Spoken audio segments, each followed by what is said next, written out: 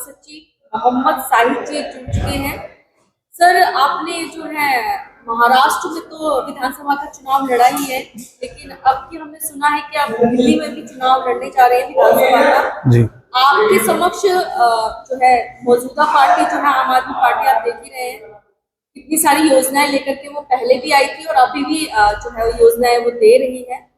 तो आप किस बेस पर जो है चुनाव लड़ेंगे और कहाँ से लड़ेंगे? क्या आप 70 सीटों पे लड़ेंगे या फिर कुछ सीटें ही आपने रखी? मैडम जी, आपने अच्छा क्वेश्चन किया है हमारे पार्टी से कि केजरीवाल जी की पार्टी फ्री योजना दे रही है। फ्री की योजना देते देते आप खुद देख रहे, देशवासी हम पूरे देख रहे हैं हमारे, कि वो ऐसे भ्रष्टाचार के आवाज उठा रहे थे देश में। आज वो खुद भ्रष्टाचार के चक्कर में फंस गए। उनके मंत्री मनीष जी और उनके राज्यसभा के एमपी सारों के ऊपर मुकदमे चल रहे हैं। तो दिल्ली की जनता को ये धोखा दे रहे हैं। 2 बार चुन के आए, तीसरी बार अब दिल्ली की जनता उन्हें सबक सिखाने का मन बना ली है। हम मेरी पार्टी ऑल इंडिया नेशनल रक्षा सेना पार्टी नॉट ओनली महाराष्ट्र, पूरे देश भर में काम कर रही है। मेरे पार्टी के प्रेसिडेंट हमारे जी रामाकृष्ण भाई और मेरे ये प्रसाद वर्मा जी है दिल्ली इंचार्ज, नॉर्थ ईस्ट के राहिम पटेल जी है महाराष्ट्र अध्यक्ष, गोवा के अध्यक्ष है हमारे नूर मोहम्मद भाई। तो ये पार्टी कोई फ्री की आवाज दे के, योजना दे के काम नहीं कर रही है मैडम जी। हमारी पार्टी शुरुआत करी है साउथ से, जो नफरत फैलाया जा रहा है देश में, उसके लिए आवाज उठाया था हमने फर्स्ट। मैं रामाकृष्ण जी राम और मैं शाहिद खान खान, राम और खान करेंगे नफरत की राजनीति का दी एंड। ये मैसेज लेके हमने पैगाम देश भर में दिया है। और अभी दिल्ली में हमारी पार्टी एंटर हुई है कि अच्छे स्कीम्स लेके, जैसे कि हमारे प्रसाद वर्मा जी है, उन्होंने स्किल डेवलपमेंट के लिए, शिक्षा के लिए आवाज उठाया था और ये फाउंडर भी रहे एजुकेशन के इश्यूज में। तो अभी ये फ्री की रेबड़ी खिलाते खिलाते खुद करप्शन की खिचड़ी खा गए। तो हमारी पार्टी एजुकेशन और हेल्थ और बहुत सारे विषय में भी हमारे मैनिफेस्टो बहुत जल्दी लॉन्च होने वाला है। और हमारी पार्टी 70 के 70 सीटों पर लड़ेंगी। और हमारे पार्टी का लक्ष्य यही है कि कोई पैसे वाला आ गया तो उसको टिकट देना है, इंपॉर्टेंट नहीं है। नीचे से जो ग्राउंड लेवल ऑलरेडी काम कर रहा है जनता के बीच में, जमीनी तल पे लड़ेंगे हम। आम आदमी पार्टी रहो या कोई नेशनल पार्टी रहो, हमारा मुकाबला सभी से है। स्पेशली आम आदमी पार्टी बोल के हम उसे पार्टी को हम हाईलाइट नहीं करेंगे। हमारी पार्टी, जो पार्टी जनता का धोखा देके नफरत फैला रही है, उसके विरुद्ध हम काम करेंगे। 70 के 70 सीटों पे हमारे उम्मीदवार उतारेंगे हम। और हमें भरोसा भी है दिल्ली जनता के ऊपर कि वो इस बार हमारे पार्टी को मौका देगा। हम जीतने के लिए काम नहीं करेंगे, हम वोट भी नहीं मांगेंगे दिल्ली सरकार, दिल्ली के जनता से। दिल्ली की जनता से हमें ये आश्वासन दिलाएंगे कि हमें मौका दीजिए काम करने के लिए। हर पार्टियां थी बोलती कि भाई हम उम्मीदवार उतारेंगे, जीतेंगे। ऐसे बड़े बड़े बातें करने से काम नहीं होगा।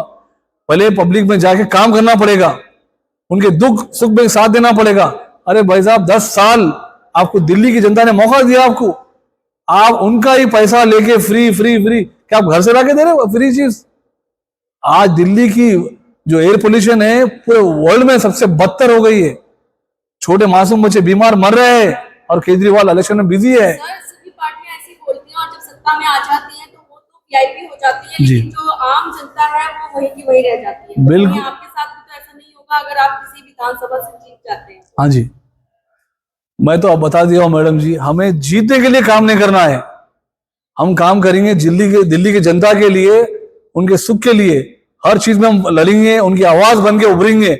और मेरे प्रसाद वर्मा जी हमारे दिल्ली के बहुत सीनियर नेता है हमारे पार्टी के। प्रसाद जी, आप भी थोड़ा बताइए। प्रसाद बराल जी, आप लगातार जो है जनता के बीच में जाते हैं और उनकी समस्याओं को बखूबी अच्छे से जानते भी हैं। और आप, क्योंकि इंचार्ज बनाया गया है दिल्ली से आपको, तो क्या कुछ रहेगा दिल्ली वासियों के लिए? नमस्कार। दिल्ली वासियों के लिए ये रहेगा, अभी बहुत मुद्दा आया, बहुत राजनीति आया। 70 साल से 75 साल से राजनीति चल रहा है। और मेरा चलेगा टेक्नोलॉजी, मेरा चलेगा स्किल, मेरा चलेगा social average for rural development, और मेरा चलेगा जमुना क्लीन, और मेरा चलेगा टेक्निकल में ही काम होगा। फील्ड इम्प्लीमेंटेशन होगा, और जैसा हमने पॉलिसी लाया, नया नया पॉलिसी टेक्नोलॉजी लाएंगे, नया नया काम करेंगे। जो अभी खाली स्वच्छता शिक्षा इसको विश्व का वर्ल्ड लेवल क्लास में लेके जाएंगे। खाली दिल्ली में सीमित नहीं रहेगा, ये नेशनल लेवल में नहीं है, खाली दिल्ली में सीमित है, इसको हम अंतर्राष्ट्रीय में सीमित करेंगे। लेकिन क्योंकि दिल्ली से ही जो है पूरा देश चलता है, तो सर दिल्ली अहम मानी गई है, तो यहाँ पे जो चुनाव है बड़ा ही दिल्ली को अहम माने गया, बहुत अच्छा, आपका बात में मैं सहमत हूँ। परंतु इसमें क्या है, दिल्ली में माने गया तो बाकी राज्य में क्यों नहीं हुआ, ये मेरा प्रश्न है। ठीक है, दिल्ली में मान लिया, मंत्रालय ये प्रधानमंत्री कार्यालय, राष्ट्रपति सब हेडक्वार्टर है, मेरा देश के राजधानी है, तो यहाँ माना गया तो बाकी जगह में भी इम्प्लीमेंट करनी चाहिए। आज गांव के जनता को कुछ पता ही नहीं है। आज गांव में एक लड़का नहीं है, एक युवा नहीं है, एक नौजवान नहीं है, सब बाहर चले गए। पॉलिसी तो लाया social ability for rural development, हमने ही लाया पॉलिसी, वो गाँव में ही शहर बनाया जाए, गाँव छोड़ के शहर में चला जाए, तो वो तो इम्प्लीमेंट नहीं हुआ। आज स्किल इंडिया हमने लाया, मैं फाउंडर हूँ, उसको भी इम्प्लीमेंटेशन पर कहाँ हुआ है, खाली 22 करोड़ युवा को अभी टोटल स्किल हुए, और बाकी जहाँ 140 करोड़ आबादी है वो 22 करोड़ तो 10% भी नहीं हुआ।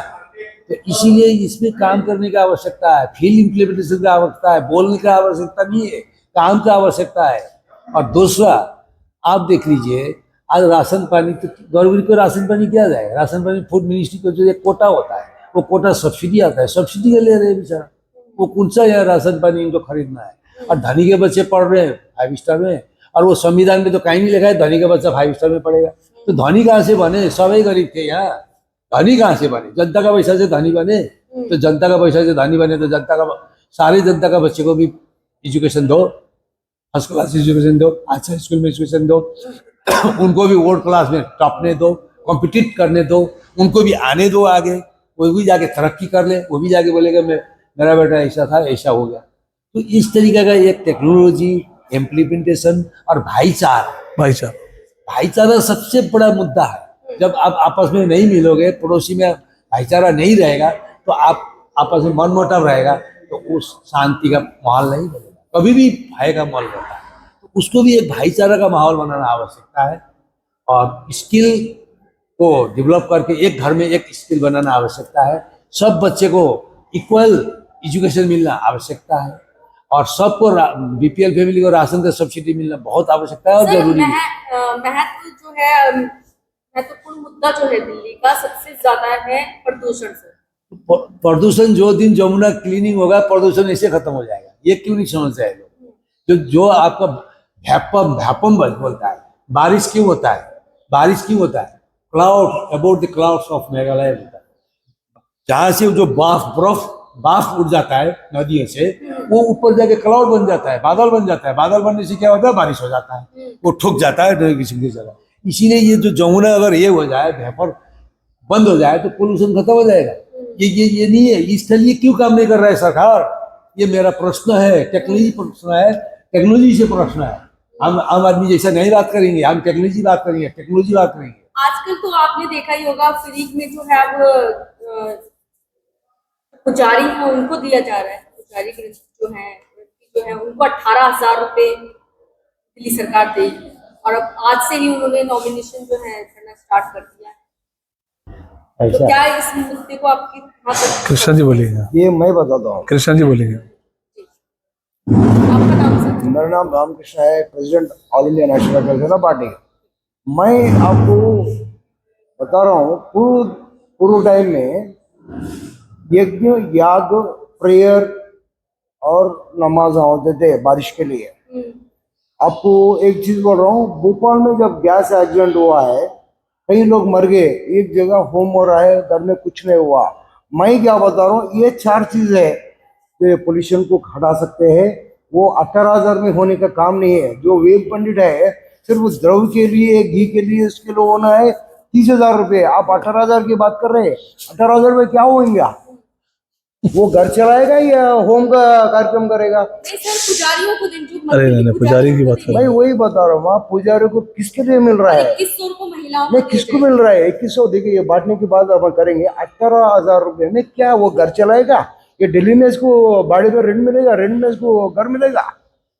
मैं क्या बता रहा हूँ, ये वेद भूमि है, ये ज्ञान भूमि है। इधर यज्ञ होना है, होम होना है, नमाजी होना है, प्रेयर्स भी होना है, जम के होना है, जब ये दिल्ली का पोल्यूशन खत्म होता है।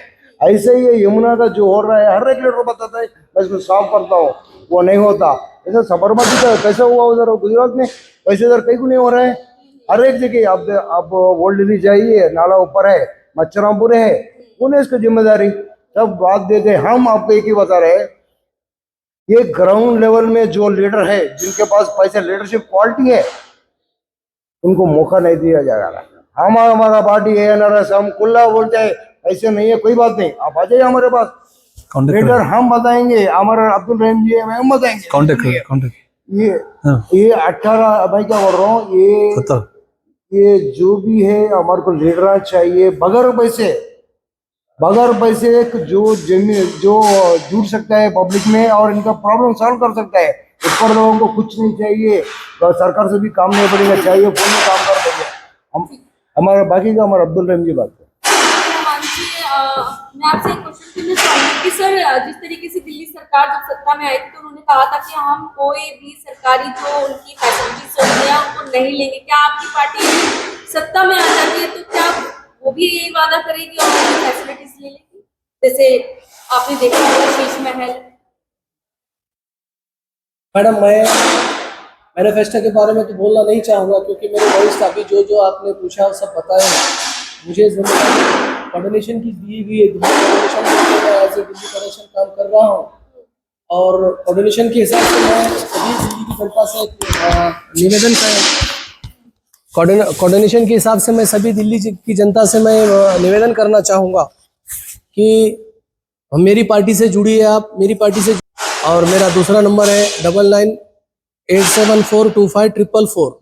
इस नंबर पर मुझे कोऑर्डिनेशन के लिए मुझे फ़ोन कीजिए और हमारी पार्टी में जुड़िए। और रही बात मैनिफेस्टो की और विकास की, वो तो मेरे नेता कह रहे हैं। धन्यवाद। तो सर, हाँ सर, ये बताइए कि अच्छा बताइए सर, ये बताइए कि आप कौन सी सीट से लड़ेंगे या फिर विधानसभा की 70 सीटों पे लड़ेंगे? मैडम, हम दिल्ली के जनता को जो हमारे पार्टी से जुड़ के काम करना चाह रहा है, 70 के 70 विधानसभा में हमारे उम्मीदवार उतारेंगे। हमें भरोसा भी है दिल्ली की जनता से। हमें जिताइए मत, हमें मौका दीजिए। 70 जी बताइए। जी मौका दीजिए। आगे आप बताइए, क्वेश्चन करिए। सर, कई पार्टीज ऐसे आती हैं जिन्हें कोई अभी जानता नहीं है, काफी मतलब उन्होंने काम किया। अन्य राज्यों में जो है वो लोग। आपका जो क्वेश्चन था उसका उत्तर मैं सरदलाल से दूंगा। मैंने इंटरव्यू के स्टार्टिंग में बता चुका हूं आपको, हमारी पार्टी पहले काम कर रहे, ऑलरेडी काम शुरू हो गया है दिल्ली में। हम ग्राउंड लेवल ऑलरेडी काम कर रहे हैं मैडम, बूथ लेवल से लेके विधानसभा लेवल तक ऑलरेडी हम काम कर रहे हैं। और जो मेरा और एक भी निवेदन है, जो नाराज है कोई पार्टी से, ऑलरेडी काम कर चुके हैं ना पार्टी में, उनको टिकट का नंबर ही नहीं आ रहा मैडम जी। चाहे कांग्रेस रहो, भाजपा रहो, आम आदमी पार्टी, बड़े बड़े पार्टियां जो बेचारे कई सालों से उनकी जिंदगी पूरी पार्टी में डाल दी है, फिर भी उनका नंबर नहीं आ रहा है। ऐसे लोगों से मैं बोलना चाहूंगा कि आप आइए हमारे पार्टी में, हम सम्मान करेंगे आपका, बड़ी इज्जत से आपका वेलकम करेंगे और बहुत काम करने का फिर से मौका भी देंगे। असेंबली इलेक्शन नहीं लड़ सकते, ये दिल्ली लोकल का इलेक्शन है। मेंबर ऑफ पार्लियामेंट जो इलेक्शन होता है कहीं पर भी कहीं भी लड़ सकते हैं इलेक्शन। ये सिर्फ दिल्ली के लोग जो ऑलरेडी काम कर रहे हैं हमारे पार्टी के भी और भी दूसरे भी पार्टी के जो सीनियर वरिष्ठ नेता है, जिसे बेचारे यूज कर रहे हैं, हर पार्टी उनको यूज कराया जा रहा है, तो उनको जैसे कि मजहब के नाम से भी उन्हें दूर रखा जाता है। हमारी पार्टी कोई भेदभाव की पार्टी नहीं है मैडम जी। और हमारी पार्टी का लोगो देख लीजिए आप, लोगों में आंसर है आपको। फर्स्ट है हिंदू, मुस्लिम, सिख, ईसाई, हम मिलके बोल के हमारा लोगों में आंसर है, इससे हम बोलने की जरूरत ही नहीं है। आप हमारी पार्टी से जुड़ सकते हैं, मोस्ट वेलकम। आपकी पार्टी का चुनाव चिन्ह क्या है सर? रिंग। हमारी पार्टी को मेंबर ऑफ पार्लियामेंट पूरे इंडिया के लिए 543 सीट्स के लिए रिंग अलॉट हुआ था। महाराष्ट्र, तेलंगाना, हर हम जगह पे इलेक्शन लड़े हैं और इसी बार महाराष्ट्र इलेक्शन में हमने लड़ा है तो रिंग, झारखंड में रिंग, दिल्ली में भी रिंग। हमारे साथ जनता भी है और दिल्ली वासियों भी हमारे साथ जुड़ के काम करने का हम न्योता देते हैं फिर से। Thank you. दिल्ली के लोगों के लिए क्या कुछ संदेश रहेगा, क्या कुछ अपील करना चाहेंगे सर? मैं दिल्ली वासियों से कहना चाह रहा हूँ, ये पार्टी ऑल इंडिया नेशनल रक्षा सेना ये नेशनल रक्षा की सेना है, देश की सेना जैसे काम कर रही है हमारी बॉर्डर पे। हमें भी यार सेना का मौका दीजिए। हम ये पार्टी लगा के, ये कोई भाजपाई पार्टी या कांग्रेसी या मुस्लिम पार्टी, अच्छा मेन मुद्दा अभी बहुत सारे हमारे साउथ की रहने दीजिए, मैं नाम मेंशन नहीं कर रहूंगा, कि मुस्लिम वोट काटने के लिए मुस्लिम पार्टी भी आती है, और हिंदू वोट काटने के लिए हिंदू पार्टी भी एक स्पेशली आती है, और स्पेशली दलित का वोट काटने के लिए एक दलित पार्टी भी घूम रही है। हमारी पार्टी ना हिंदू ना मुस्लिम ना दलित, सबको लेके सम्मान के साथ लेके काम कर रही है। तो इसे बड़ा मैसेज मेरे ख्याल से कोई पार्टी नहीं देंगी आपको, दिल्ली वासियों को। धन्यवाद मैडम। सर, महिलाओं के लिए लास्ट एक क्वेश्चन है मेरा। जी, बताइए। महिलाओं की जो सुरक्षा है वो दिल्ली में बहुत ज्यादा जो है आप देख ही रहे किस प्रकार की है। जी आए दिन कहीं रेप की घटना हो जाती है, कहीं महिला को किडनैप कर लिया जाता है, बहुत छेड़खानी की भी आती है। जी, तो सर, अनसेफ का जैसे माहौल होता हाँ है, जी, वो हाँ चीज़ जी, देखी, बहुत- वो भी राजधानी सर भारत की। हाँ जी। तो महिलाओं के लिए क्या कुछ उनकी सेफ्टी, क्योंकि आपकी पार्टी का जो नाम ही है वो सुरक्षा। बिल्कुल सेना है मैडम। मैडम मैं एक छोटा सा मैं एक एग्जांपल दूंगा। हमारी तेलंगाना पुलिस को, हमारे यहाँ पर एक रेप हुआ था एक डॉक्टर का, पूरे न्यूज चलाया था इंडिया में। हमारे वो बहादुर कमिश्नर ऑफ पुलिस हैदराबाद के, उन्होंने सेक्रीफाइस नहीं किया, सीधा ले गए, उनको एनकाउंटर कर दिया। मैं तो भारत सरकार से ऑलरेडी कह चुका हूं, ऐसा एक कानून, कड़ा कानून बनाइए, ऐसे रेपिस्ट, ऐसे देशद्रोही और ऐसे मजहब जो तोड़ता है उनको नो सेकंड थर्ड उसको सीधा फांसी पे चढ़ाया जाए। हमारे देश की बेटियों के साथ जो अन्याय हो रहा है, ये कानून लाएंगे हम, निर्भया लाए, कुछ भी सेफ्टी नहीं है। ऐसे आदमी को सीधा शूट करिए, जब ये देश सुरक्षित रहेगा हमारे महिलाओं के लिए। आप उसे कोर्ट में ले जाके घसीट रहे, ऑलरेडी कई लैक्स ऑफ केसेस पेंडिंग है मैडम, कहां तक करते रहेंगी। बच्ची का वो जो रेप केस का केस लड़ते लड़ते जो एक्यूज है वो मर जाएगा, केस वैसे पेंडिंग रहेगा। ये मेरे देश का दुर्भाग्य है। ऐसा कानून लाया जाए, उसको चौराहे पे ले जाके फांसी दियो, ताकि रूह कहां पे रेपिस्ट की, कोई गुनाह करने की, रेप की सोच दिमाग से निकाल देना चाहिए उसे। मेरे बहनों को, देश के मेरे बहना, मेरे बेटियों का जो गलत काम होता है, हमारी भी रूह कांपती है कि हम कुछ नहीं कर सकते। आपने बहुत अच्छा क्वेश्चन किया लास्ट में। मैं मेरे पार्टी की जिम्मेदारी के साथ कहना चाह रहा हूं, भारत सरकार से, और मेरे मैनिफेस्टो में भी लॉन्च करूंगा, ऐसा सख्त कड़ा कानून बनाएंगे, उसको फांसी देने का हम मैनिफेस्टो बनाएंगे। जय हिंद, जय भारत मैडम। बातचीत करने के लिए आपका बहुत बहुत धन्यवाद सर। Thank you madam.